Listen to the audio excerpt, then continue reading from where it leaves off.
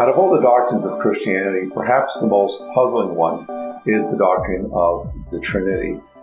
Many Christians struggle at most to articulate a proper definition of the Trinity. Many of them simply don't even understand it. And the Trinity is so important and foundational to Christian theology because of what it communicates about the person of God, His identity, God's relationship to the world, God's redemptive plan in saving His people.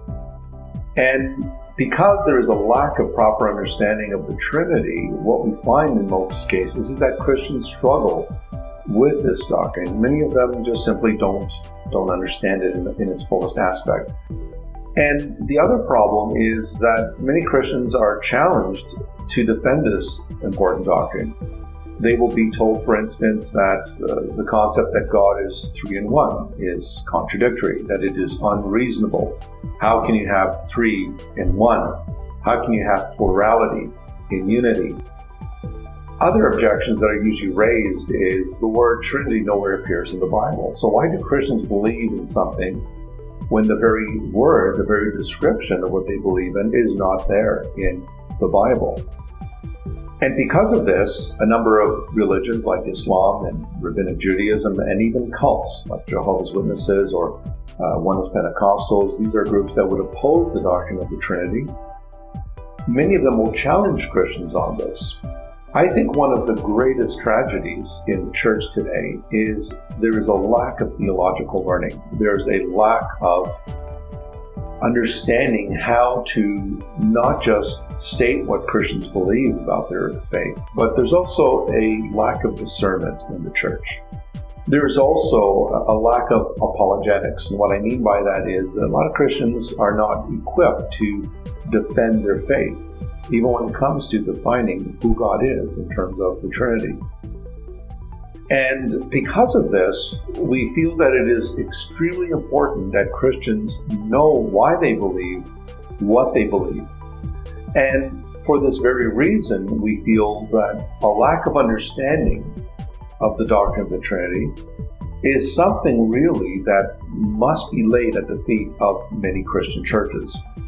Because the major problem in many of our churches is that they're not teaching their people the essential doctrines of their faith. You may want to ask yourself the question, when was the last time I heard a sermon on the Trinity? Or when was the last time that I had a Sunday school session on the Trinity?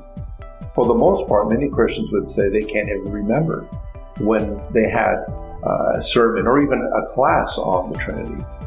And we think it's extremely important that Christian pastors and ministers take this very seriously, that they train their people in the defense of their faith, teach them why they believe and what they believe.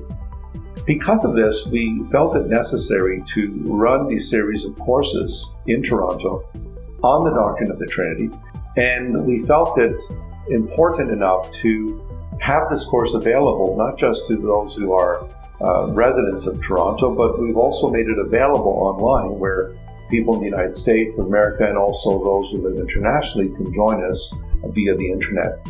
And so what we want to do is we want to encourage Christians to take this course in order to learn more about this central aspect of their faith and also learn in how to defend it. We are going to be examining the biblical foundations of the doctrine of the Trinity, both in the Old Testament and in the New Testament.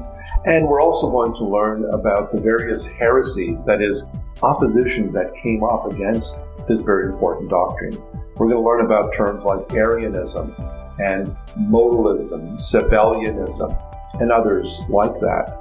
And so we really want to encourage people to register for this course. Information on how you can go about registering for the course will be available at the end of this video. And so we really want to encourage you to join us in Toronto this fall and learn together with us in how to adequately defend your faith, especially when it comes to the doctrine of the Trinity. Thanks for your time.